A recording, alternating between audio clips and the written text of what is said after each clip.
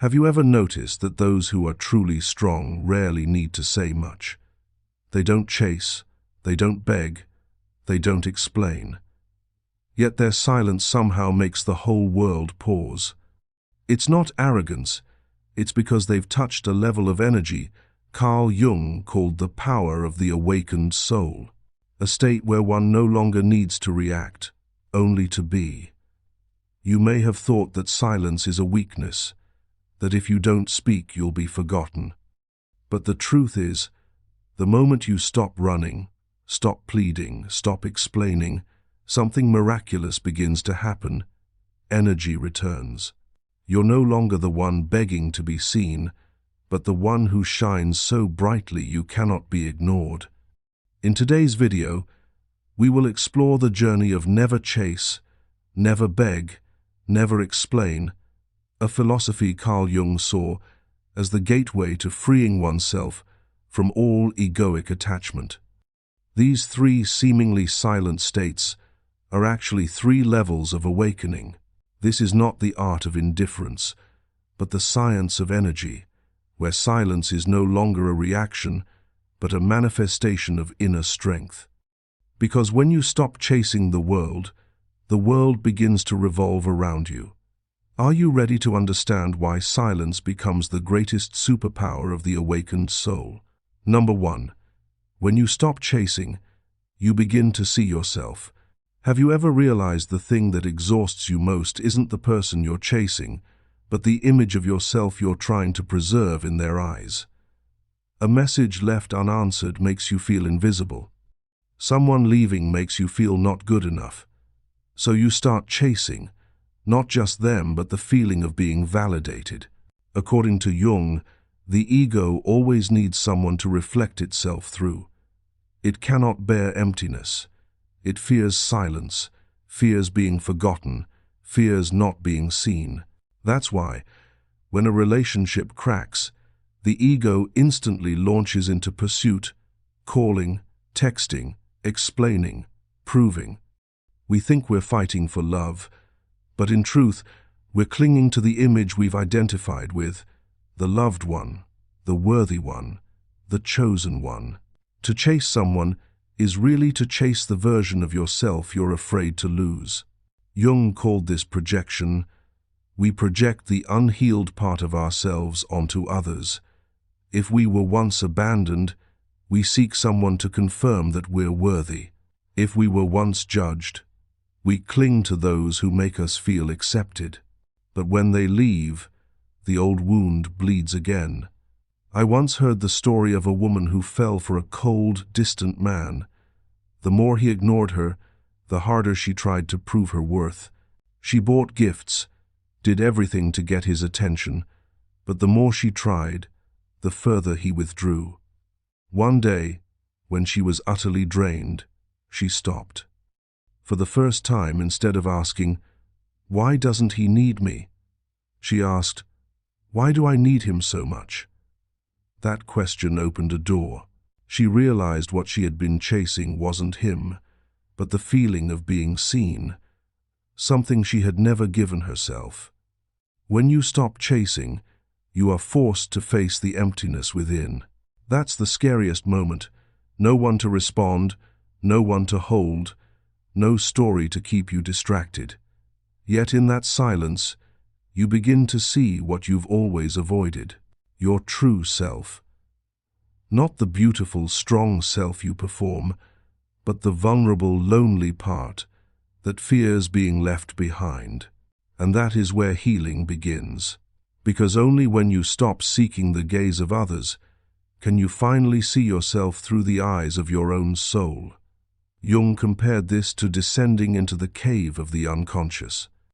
In that darkness, you find the lost fragments of your soul. The child in you who was never loved properly, who believed they had to do something to be worthy. When you stop chasing, everything begins to change. You realize that no one is responsible for filling your emptiness. No one is obligated to mirror your worth, and no one can truly leave you unless you've abandoned yourself. The silence that comes when you no longer chase is not coldness. It's the first step to inner freedom. You begin to see the other person was never your missing half, only a mirror. And when the mirror disappears, you're finally forced to look at your own face. Imagine standing before a still lake. Before, you kept throwing stones, anxieties, desires, fears, so the surface was always disturbed. You couldn't see your reflection, but when you stop, the water stills, and your image appears. You realize you were never lost. You just hadn't been still enough to see yourself. And something strange happens. When you stop chasing, others start noticing you. Not because you try, but because you emit a new kind of energy. The energy of someone who no longer needs to prove anything. Such people have quiet magnetism. They don't speak much, but their presence commands respect. In that state, peaceful, self-aware, unattached, you feel a strength you never knew before. Not the strength to convince, but the strength of silence. Not silence from pain, but silence from wholeness. The journey doesn't begin when someone comes back. It begins when you come back to yourself. If you're in that stage of wanting to let go but can't, remember this. You're not losing anyone. You're returning to the part of you you've long abandoned, and that is the beginning of freedom. Number 2, when you stop begging, you reclaim your lost energy. When you stop chasing, you begin to see yourself. But the journey doesn't end there, because there is something even more draining than chasing, begging, not always with words, sometimes through unanswered messages, waiting eyes, or those moments when you pretend to be fine, just so the other person won't leave. Every time you beg, whether through words or through silent suffering, you are giving your life force away to someone else. You don't realize it, but every drop of self-respect, every breath of confidence leaks out of you to feed the illusion that, if they stay, then I'll be enough. Carl Jung once said, "Where your fear is, there your task is." When we fear abandonment, we try to control. When we fear being forgotten, we plead for attention. But true love cannot be begged, it can only be reflected. When you beg, you don't just lose the other person, you lose yourself. The energy that belongs to you starts to drain outward. You think endlessly, check your phone, imagine thousands of scenarios in your head. You call it caring, but in truth, it's disconnection from yourself. And your life force, the spark that makes you radiant, creative, alive, starts to leak away, drop by drop. A friend of mine, after a breakup, sent dozens of messages to her ex, pleading for an explanation. He never replied. She lost sleep, couldn't focus on work, and felt like she had nothing left. One day, utterly exhausted, she deleted every message, turned off her phone, and went to the sea. She sat for hours watching the waves and, for the first time, realized, no one is rejecting me. I'm the one rejecting myself. From that day, she stopped sending messages, and strangely, weeks later, he reached out again. But she no longer needed that closure. The silence Jung spoke of isn't pride. It's the awakening of energy. When you are silent, you stop pouring your energy into things that don't nourish your soul. You no longer need someone's response to feel worthy, or anyone's gaze to feel seen. You begin to return to your own center, the place of peace and real value that has always been waiting to be seen. There is a subtle difference between giving up and taking your power back. Begging is surrendering your power, while silence is reclaiming it. When you no longer try to make someone understand, love, or choose you, the energy begins to flow back into your heart. You feel life returning, in your breath, in your sleep, in those mornings that are no longer haunted by, "Do they still think of me?" Remember, Your energy is your most precious currency. It shapes your reality. And if you spend it begging, you'll create a reality where you're always lacking. But when you stop begging, reality changes. You become whole, and what truly belongs to you naturally finds you. There's a beautiful metaphor. You are the sun, and others are planets. When you shine from your essence, everything naturally revolves around you. But if you dim your light to chase a planet, your entire universe falls into chaos. Silence is the moment you stop running, stop begging, and start shining again. Silence is not punishment. It is energy restoration. When you stop reacting and stop pleading, you're telling the universe, I trust in my own worth. And the universe, which always mirrors your belief, begins to send you people and circumstances that match that vibration. In truth, no one ever truly abandons you.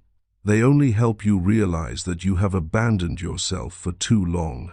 When you stop begging, you take the first step home. You are no longer the one pleading for love, but the one who gives love to yourself. That is the shift from ego to soul, from the need to control to the willingness to trust the flow. And only when you let go can your energy finally return. When you stop begging, you begin to feel stronger, clearer, and strangely more beautiful. Because now your worth no longer depends on who wants you. You simply know who you are. And that's when real power appears.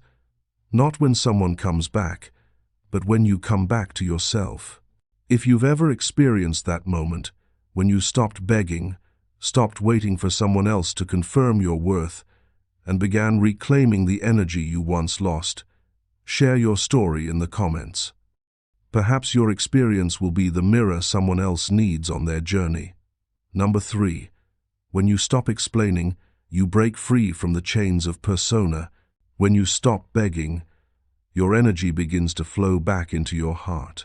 But there is another, more subtle form of begging. Not through words, but through justification. Every time you try to explain who you are, to make someone understand that you're not as bad as they think, you hand them the power to decide your worth. And that's when you lose your deepest spiritual freedom. Carl Jung called this outer shell the persona, the mask we wear to survive in society. It is the role of the nice one, the good one, the reliable one, the successful one, all the images we believe we must become to be accepted. Persona isn't bad, it helps us adapt, but when we identify with it too deeply, we begin living to maintain the image, not the soul. And when that image is threatened, our first instinct is to explain. You explain why you're quiet. You explain why you're sad.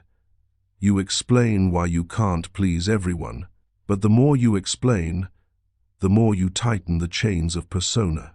That mask demands to be understood to survive. Jung once said, persona is that which in reality one is not, but which oneself and others think one is. The Bible offers a profound image of this. When Jesus was questioned before the Sanhedrin, they accused, mocked, and demanded answers, but he remained silent. Not because he couldn't argue, but because he didn't need to prove what was already truth. His silence wasn't weakness. It was the power of a soul unmoved by the ego's need to be understood. Likewise, when you stop explaining, you no longer defend the image of I'm right, I'm good, or I'm worthy. You simply exist as yourself, and that alone makes people pause, not because they suddenly understand you, but because they can feel the truth within you. I once knew a woman named Elisa who worked in a highly competitive environment. She was kind, respectful, always helpful. Everyone liked her. One day, she refused an unreasonable request from a colleague, and rumors began to spread. Elisa felt misunderstood, judged. Her first impulse was to write messages explaining herself, even apologizing. But she stopped and asked, "Is it more important that they understand me, or that I understand myself?" She chose silence. No explanations, no attempts to fix her image. A month later, the rumors dissolved. What she gained was respect, not from her words, but from the quiet steadiness of someone who no longer needs to prove. Your silence, when not rooted in fear, becomes the language of truth. Because you no longer speak to be heard, you speak or remain silent, to stay connected to your soul. Jung said the persona exists as a social contract between the self and the world. But if you live entirely within it, you forget who signed that contract. Every explanation reinforces the recognized self. Every silence liberates the real self. That's the moment the mask begins to fall. Stopping your explanations doesn't mean coldness. It means you choose truth over image. When you stop needing others to understand you, you realize the person who most needs to understand you is you. When you stop explaining, you break the chains of the ego that wants to be loved, accepted, and justified. You step into a deeper freedom where you can be understood or not, loved or not, and still be at peace. Those who have learned this lesson know every explanation has a price, and that price is your energy. When you keep silent, you keep that energy within your heart. You can use it to create, to heal, or simply to live more lightly. Silence is not surrender. It's how the soul asserts its presence. In a world where everyone screams to be understood, the one who can smile and remain silent is the one who has transcended the persona. Carl Jung once wrote, "The privilege of a lifetime is to become who you truly are. And to become who you truly are, you must let your images die." Each time you stop explaining, another layer of the ego falls away, revealing a clear, luminous stillness no words can describe, yet everyone can feel. When you stop justifying yourself, you see a simple truth. Those who understand you don't need an explanation. Those who don't want to, no explanation will ever be enough. Number 4. Silence is the language of the shadow, where the real truth speaks. But have you ever wondered, what happens after the persona falls away?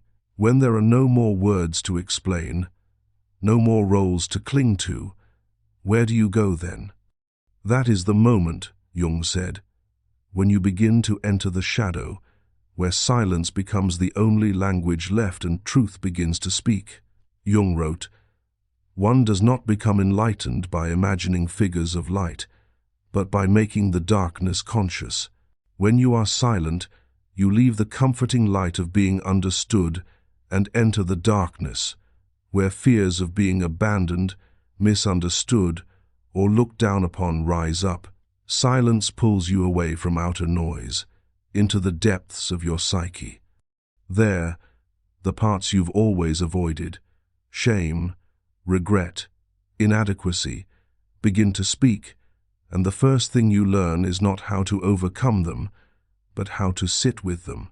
Darkness is not the enemy. It is the soul's chamber, where true light is born. You never know how strong you are until you've sat in the silence of your own fear. Imagine standing in a forest at night. Everything is pitch black. You hear wind, insects, your own heartbeat. Instinct tells you to run, to turn on the light. But if you stop and let your eyes adjust, you begin to see. In that darkness are small lights, fireflies, stars, the moon's reflection on a pond. They were always there, you just couldn't see them while you were afraid. The same is true of inner silence. Only when you stop running do you see your true light. A viewer once shared her story. After being betrayed, she spent sleepless nights trying to find answers, reading psychology articles, analyzing why he left. But eventually, She realized she was exhausted from searching for meaning in the meaningless. One night, she turned off her phone and sat in the dark.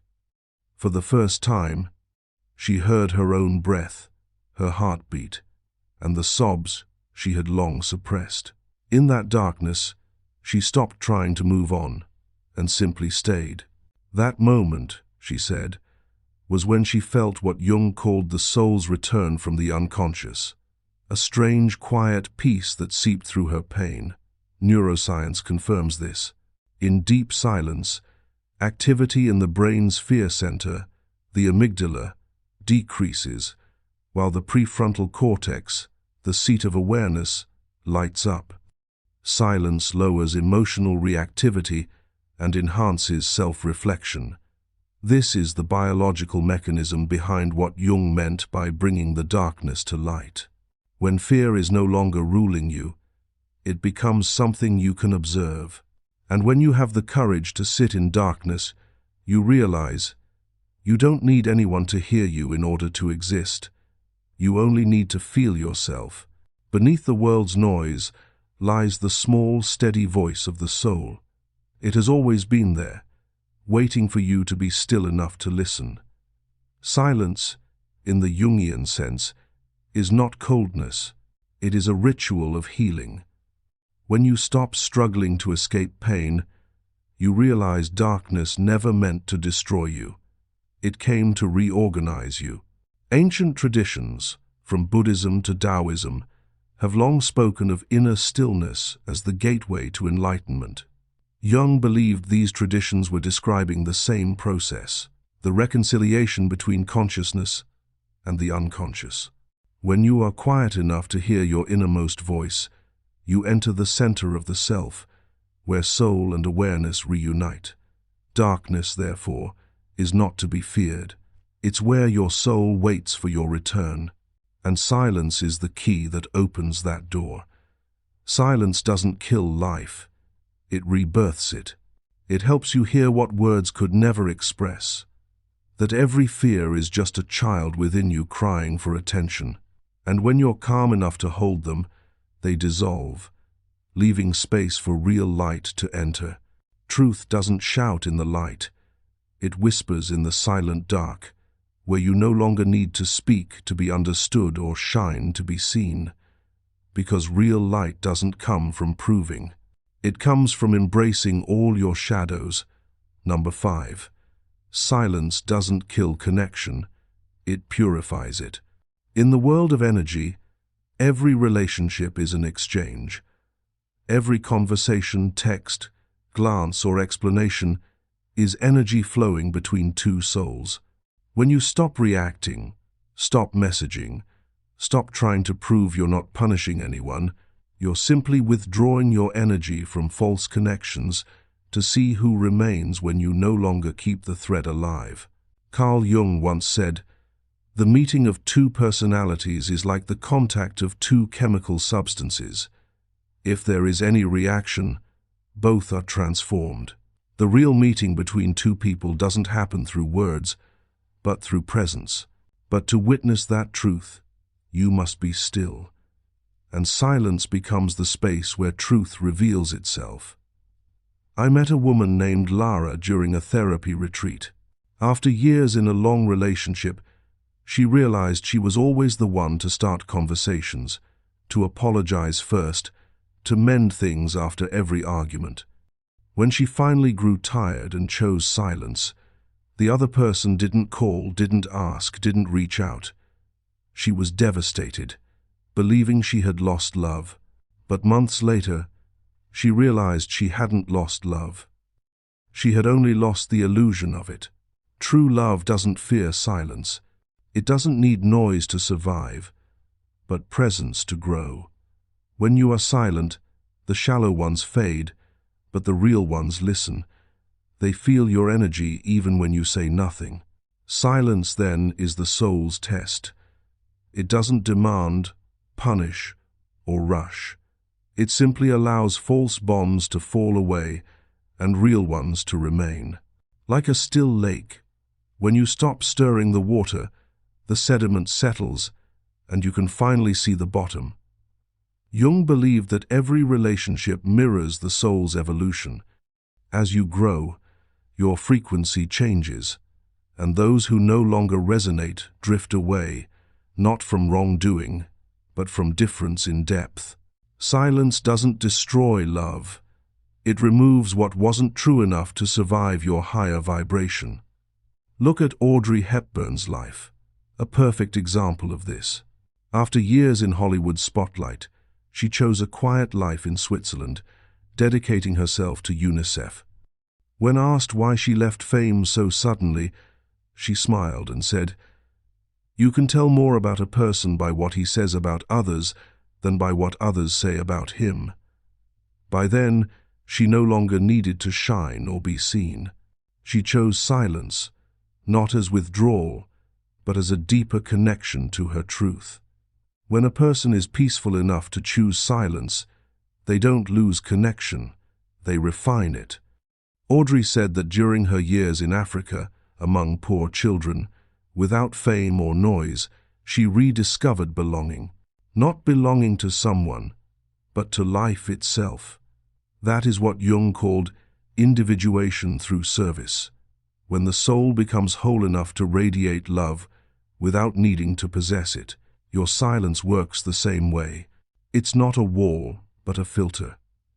Those who can't understand your silence will never truly understand your words. Because silence is the language of depth. Only those who have met themselves can hear it. Silence doesn't kill connection, it cleanses it. It dissolves the habits of talking to fill space, checking in to soothe insecurity, texting to be remembered. It lets you see who accepts you in stillness, and who only needs you to fulfill their emotional hunger. If a relationship needs constant noise to survive, it was never deep. Souls that truly connect feel each other in silence, like two streams merging without sound, only unity. So don't fear losing connection when you choose silence. Let silence do its work, clarifying, purifying, and leaving only what's real. When you stop reacting, you see not just the other person more clearly, but yourself. If silence makes you uneasy, remember, whatever cannot survive your stillness never truly belonged to you. But what remains after silence, that is real energy, real people, real love. Silence teaches you to hear the voice of the unconscious. After you've stopped chasing, stopped needing to be understood, and cleansed your false relationships, an emptiness appears. Many mistake it for loneliness, but Jung said, when the outer world grows quiet, the inner voice can finally rise. But most of us fear that voice. We fear stillness. We fear facing what noise once helped us hide. We play music, talk, work endlessly, all to avoid hearing ourselves. Because in silence, the voices we once avoided return. The fear of abandonment, the feeling of not being enough, the memories unhealed. But that's precisely when the unconscious begins to send messages. Jung called this, silence is not the absence of sound. It is the space where subtle signals can be felt. When you stop reacting, your energy shifts inward. At that frequency, the unconscious begins to communicate, not in words, but through intuition, dreams, memories, and mysterious coincidences.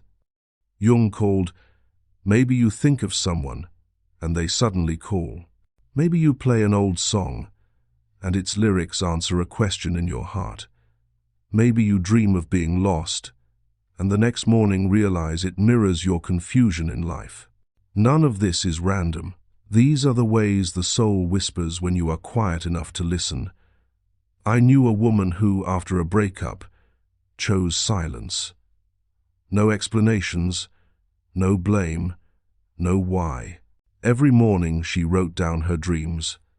For weeks, she dreamed of standing at a crossroads, one path toward the sea, one toward home. At first, She thought it was about her ex, stay or leave, but over time, she saw it wasn't about love lost. It was about her own direction. The sea symbolized freedom. The home symbolized safety. The dream was asking the question her conscious mind avoided. Will you choose to live freely or safely? When she stopped listening to the world's noise, she heard her soul, what Jung called the whisper of the self. It's like turning off a radio. Suddenly you can hear the ticking of the clock. It was always there, you just weren't still enough to notice. The unconscious is the same, never silent, always sending signs through intuition, déjà vu, and dreams. Only when your mind quiets can you receive them. Modern life has almost killed this capacity to listen. We're surrounded by noise, social media, notifications, meaningless talk. But the real noise is in our heads: judgment, fear, expectation, memory. Silence is the only medicine for that mind. When you stop reacting, the scattered energy begins to return. That's what silence offers: access to a deeper intelligence beyond thought, where the soul speaks through images, feelings, and synchronicity. Silence also helps you distinguish between the voices of ego and self. The ego shouts, demands, fears losing control. The self speaks softly, but with clarity. Ego asks, "What must I do to be loved?" Self answers, "I only need to return to myself." When you are quiet enough, you begin to hear the difference and choose rightly. Don't fear the quiet. It's not punishment. It's the space the universe gives you to hear what truly matters. Sit, breathe, listen. You don't have to understand, just allow. Let intuition do its work. Silence is the language of intuition. It teaches you not just to listen less to others, but to listen more to your own soul. When you live in that stillness, you no longer chase signs. They come to you. That's when silence becomes your superpower, not because it makes you stronger, but because it unites you with the creative energy of the universe. In that frequency, you don't need to prove anything. The world naturally aligns with you. If you've ever reached that state, where the outer noise fades and only the whisper of your soul remains, leave a single comment. Listen. No explanations, no extra words, just listen. Because sometimes, that single act is your way of telling the universe, "I'm ready to hear myself." Number 7. Silence is the gateway to the self, the whole human. When you've passed through every layer of silence, from the silence of pain to the silence of healing, you reach the deepest one, the silence of freedom. This is no longer the state of someone learning to endure, but of someone who has become whole. Here, you no longer need to prove, convince, be chosen, or be understood.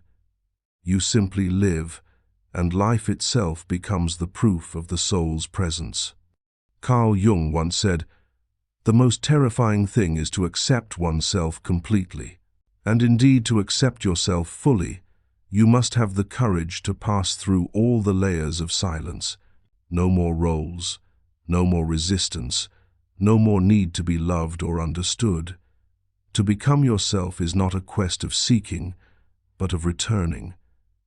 And the gateway to that return is always silence. When you stop chasing, you learn to pause. When you stop begging, you learn to contain. When you stop explaining, you learn to be present. And in that quiet presence, you feel the self, the most complete part of you, no longer divided between what the ego wants and what the soul needs. The self is not perfection. It's the realization that light and shadow are but two breaths of the same soul. The one who touches the self no longer lives by reaction, but by awareness. In a sharing circle once, I met a woman who had been a stage actress for years. She didn't just perform on stage, She performed in life.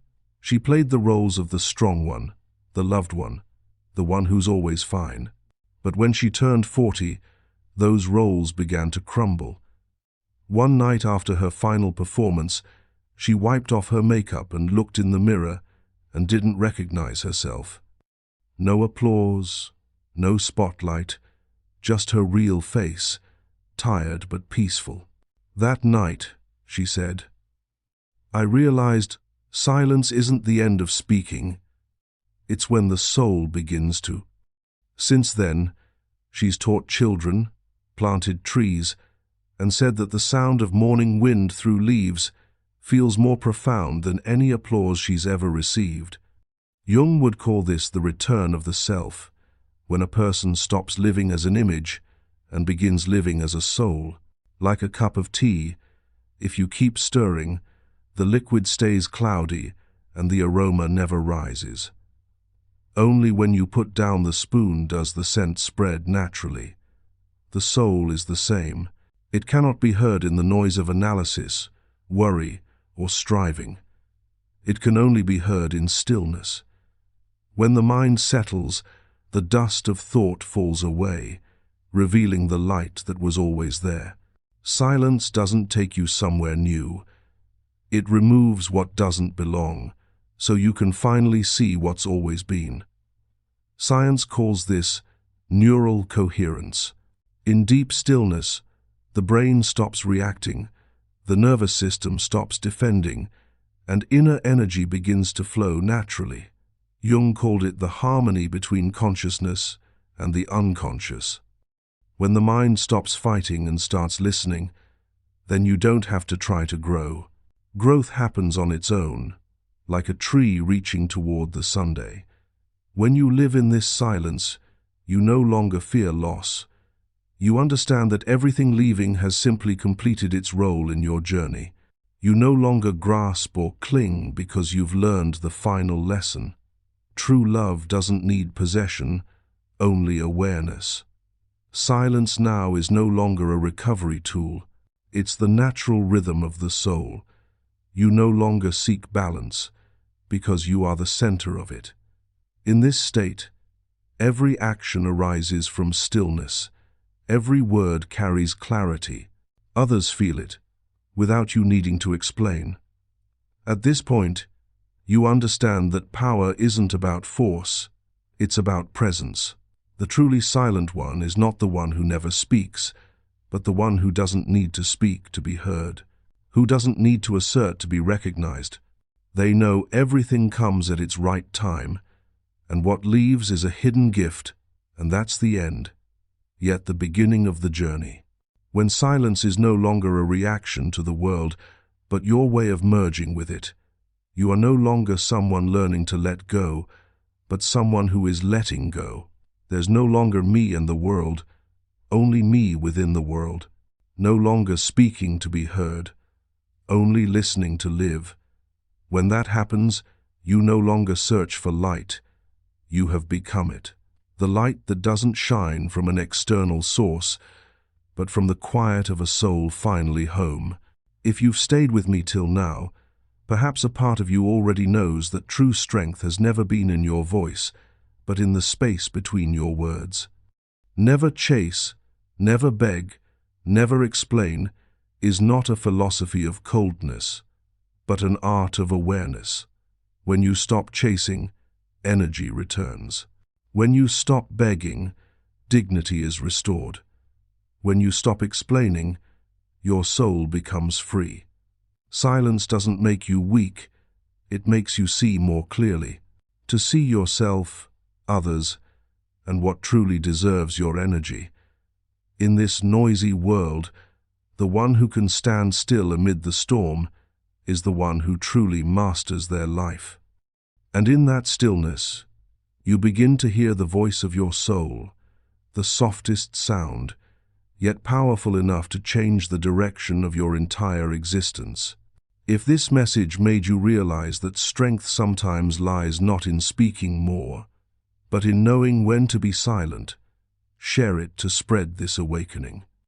And don't forget to subscribe, because the journey into Jung's psychology continues, where every step of silence brings you closer to your truest self, where power and peace finally meet.